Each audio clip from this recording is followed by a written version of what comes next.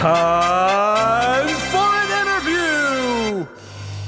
She is an accomplished author. Her book, For Women Only, is actually pretty good for men also, as I found when I snuck and grabbed it and read it, and none of the pages disintegrated. It's sold over 2 million copies, 22 languages, and she just released a new book. I love this title, The Surprising Secrets of Highly Happy Marriages. Shaunti, thank you for being on air with us. How are you?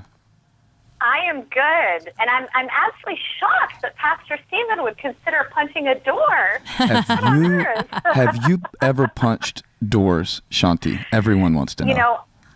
I've never punched a door, but I have, sulked in a corner with my thumb in my mouth, rocking, upset. So I was wondering I think it's a guy-girl thing. I was wondering if one of the surprising secrets of highly happy marriages is to not punch doors. Or slam doors. Slam doors. Or slam door. I struggle with slamming doors. I'll just be honest. If you're going to punch a door, and I don't punch doors. I haven't done that in a long time. It's probably been a decade, but we were talking about progress, Shaunti, and how in my marriage to Holly, we've learned that when one of us is dealing with the chatter, in this new book, I'm talking about the voices, and it sounds funny to say it that way. It sounds like I'm talking about a mental disorder, but we all, if we're honest about it, we think things, we feel things that will drive us to despair, discouragement, and how in marriage, oftentimes God wants to use us to help our spouse, to help our partner, even in friendships, to help them hear the right voice, the right message in the midst of that, and how many of those opportunities we miss. And so we were just talking about how that has progressed in the course of our marriage. And I wonder how this topic of the Chatterbox applies to what you've learned about how men and women deal with this. I know a lot about what you teach. Holly has led Bible studies from your book that have been so eye-opening. But what is the number one thing that you found out about the Chatterbox and how it affects our relationships at the most fundamental level? I honestly, it's interesting. I loved when I saw the title of your book and the whole Chatterbox theme. It's such a perfect description, and I'm sure Holly and Lisa can back me up on this. It's actually a perfect description of what Lisa was talking about in Unglued, right? Of how easy it is for women, especially to let the thoughts swirl around in our heads. Yeah. And how important it is to try to get a handle on that. But what's interesting, when you were asking about what's the most important thing I learned in the research for relationships, this last book that I did, which was entirely about researching the process of what makes relationships good, there was something that I think is probably the biggest thing I've found in all of my years of research, which is that you have to force yourself to believe the best of your partner's intentions. Mm. Yeah. You have to force yourself to believe what your brain is not telling you right then, which is, he doesn't care about me. Yep. Right? But how do you do that, Shaunti? Because that is something that I struggle with. Like, he doesn't love me. He thinks I'm fat. All the just crazy, crazy questions. Because like sometimes I'll look at Art and I'll think, what is he really thinking right now? And chances are he's probably not thinking a whole lot. But, because like men can actually just not think, yeah. Which is so foreign to me. But I'll ask him, what are you thinking? He says nothing. Now, when he asks me that question, it means I'm thinking a whole lot of things. And I'm not telling you. And so then it unleashes this terrible dialogue. This is what he's thinking. And that's when I hear the Chatterbox. So what do we do in that moment? How do we overcome that? Tell guys who struggle with kind of their visual nature in this culture, take every thought captive out of reverence for Christ, right? Well, what I've found is that it applies to them in a visual way because their brains are more tied, their emotions are more tied into their visual circuits. Our emotions and our sort of chatter is tied into kind of our memories and our internal dialogue. And that's actually a brain science thing, by the way. This is not just me sort of talking off the top of my head. The scientists have actually done this. And so taking every thought captive for a woman is basically learning how to stop that. And one of the best things that I saw these couples that I was studying, the people who had successfully done that, is they basically take the bad chatter and replace it with good chatter. Yep.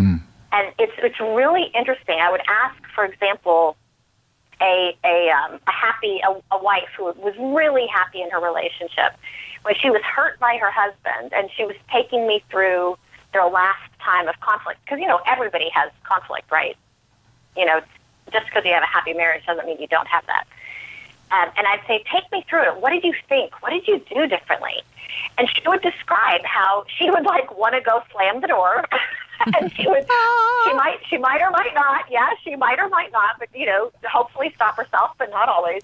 And she'd be marching away thinking to herself, I cannot believe I asked him 3 times, to clean up the kitchen. And I just wanted this 1 hour with my girlfriends out, and that's all I asked him to do. And I can't believe he did do it again, but okay, it's really not fair because he was working 80 hours a week this week.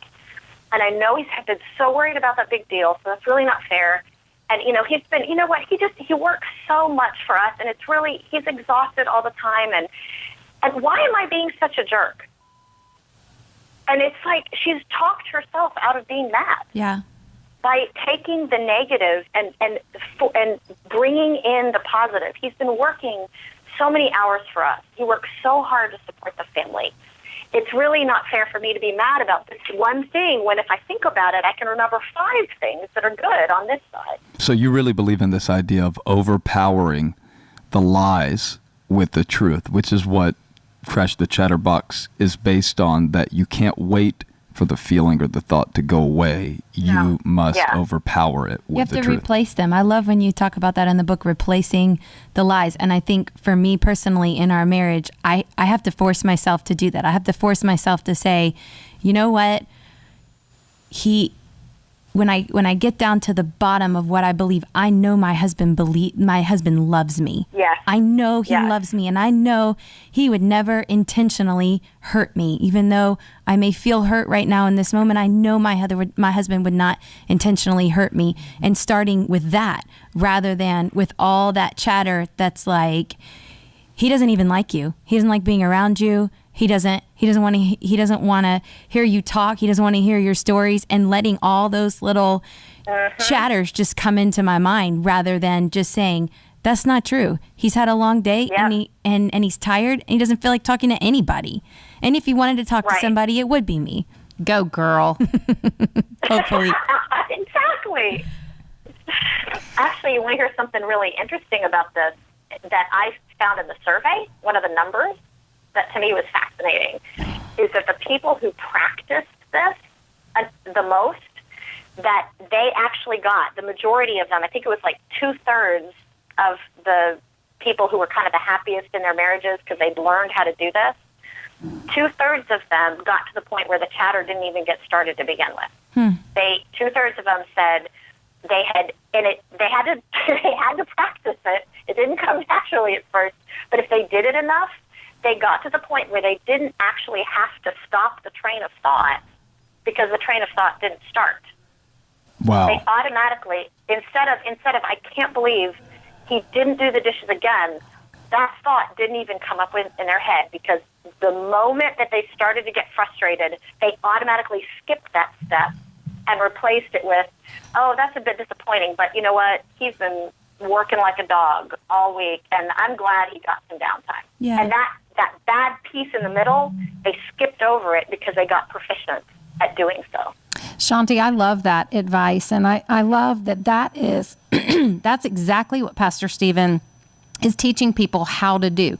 So you've just demonstrated that the statistics show us that is what we need to do, and that is one of the secrets of having a happy marriage. And I love that you have done this research, so we know this is what we need to do. And then Pastor Steven's book steps right into that gap and teaches us how to do it in a practical way every single day. That. I mean, it's... Oh, I can't wait to read this book. Oh,